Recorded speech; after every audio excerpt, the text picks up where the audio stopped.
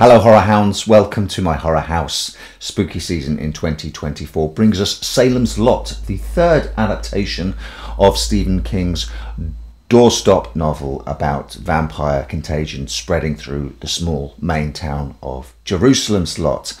And what a frustrating adaptation this is. If you are after a good, fun, popcorn vampire movie to watch during the Halloween season this year, Salem's Lot will tick an awful lot of boxes for you. It is fun. The vampires in it are cool. Some of the set pieces from the classic novel still play pretty damn well on the screen. If you think you're overly familiar with the book and it's been done too many times by now, then certainly the third act plays really fast and loose with the narrative, sometimes in very fun ways that I think would be cheered on more if it wasn't an adaptation of an existing property.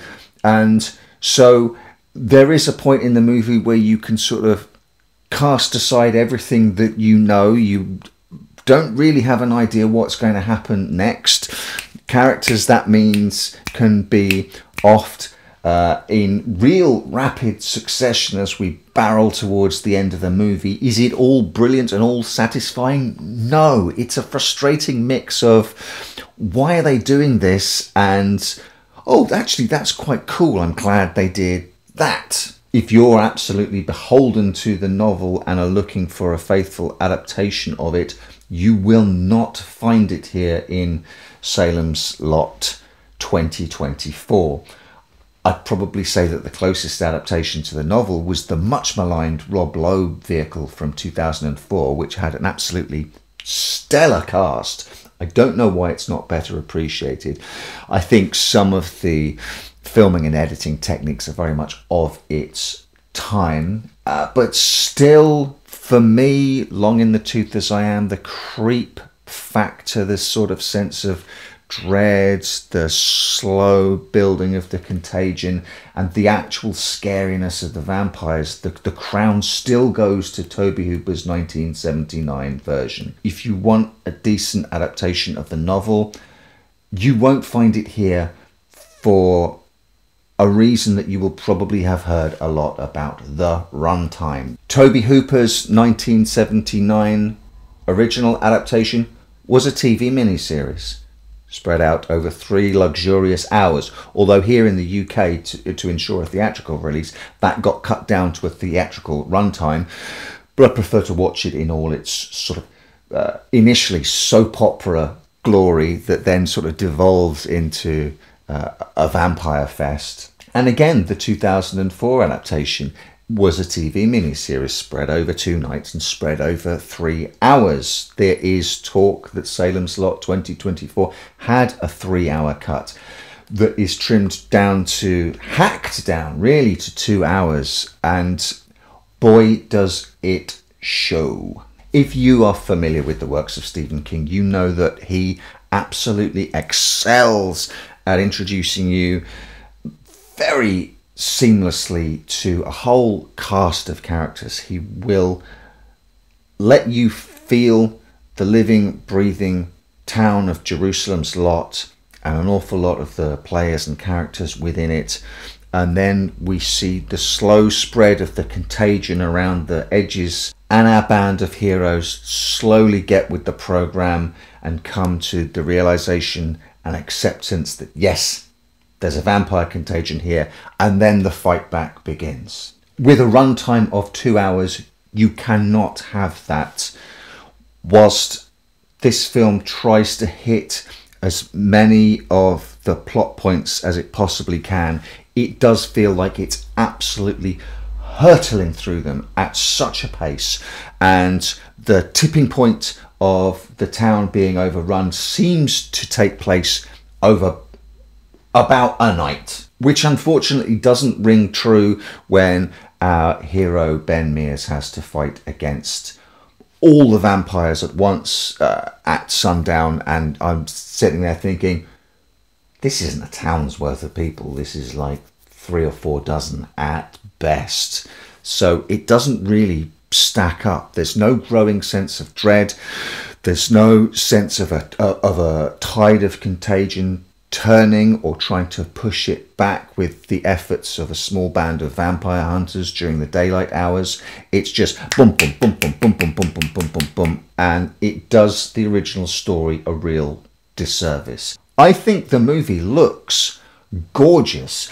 Weirdly, one of the things that this adaptation keeps that the other two didn't from the novel is the notion that your holy relics, your crosses and things like that. I think in the novel they would douse things with holy water and then the things would start to glow. Even a hammer they would douse with holy water so that they could bust through some boards, some plasterboard or something like that, I think.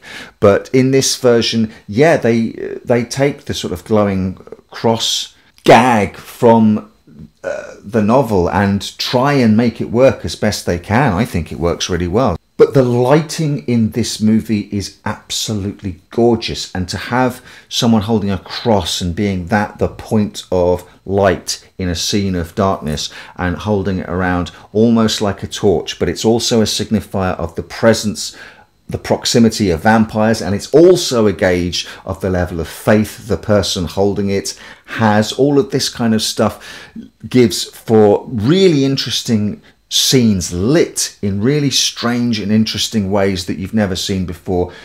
The thing looks wonderful. It's just that absolutely none of it has any time to breathe. The absolute worst casualty of this is the main character, Ben Mears, who returns to his childhood home of Jerusalem's Lot to research his new book, which is going to be about the Marston House and the people of Jerusalem's Lot and the secrets of a small town, the guilt and the sins of a small town. But because we have to move everything at such a fast clip, there's one scene where he says that he's back to do some research. There's never any talk of his book ever again or why he's here. There are people in the end credits who have been cast as characters you never see in the movie, which speaks to a whole section about Ben Mears' past in the town and his specific history with the Marston House that's all just absolutely cut away. So Ben Mears becomes a sort of void. He's the main character and there is nothing to him. He has no animus, he has no agency, he is doing nothing, he's seeking nothing.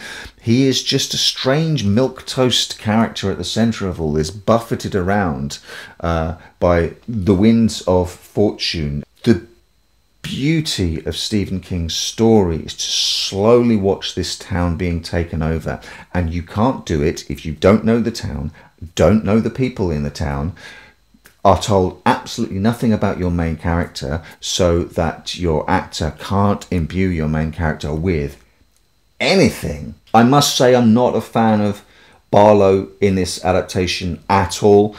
In Toby Hooper's version, they decide to jettison everything about the Barlow character from the novel and just make it an iconic, I hate to use that word, but it is, Nosferatu type animal, vicious rat, rabid dog, hissing animal of a Nosferatu vampire. In the 2004 version, they try a lot more fidelity to the original text. Barlow is a human-looking man who speaks and interacts with characters. Unfortunately, Rutger Hauer, who plays him in that version, just doesn't grab the essence of that at all. Weirdly, in this 2004 version, they stick closer to the look of the Toby Hooper version, this bald sort of Nosferatu-ish type character, but do give it lines, the ability to speak and reason and think. It's a weird mishmash halfway house that unfortunately reduces your sort of main villain antagonist character in this adaptation down to the level of sort of a Buffy the Vampire Slayer type villain that just doesn't fit with this story. No characters have time to pause, doubt, reflect. It's such a strange sprint to the finish line, a sort of breathless rush. But it's not offensively bad. It's fun. It's a good time bubblegum for your eyes watch, I'd say. Even at 2 hours long, it feels like a sprint rather than a nice sort of stately jog through the story. Decisions were clearly made post-production for reasons that were not to serve the narrative. And I think I've reached the point now. We have 3 adaptations of this novel. I think we're good. I don't think there's any more to say in the medium of sound and moving pictures about Salem's Lot. I bid you welcome. I welcome you to my house. Welcome to my house. Welcome to my home.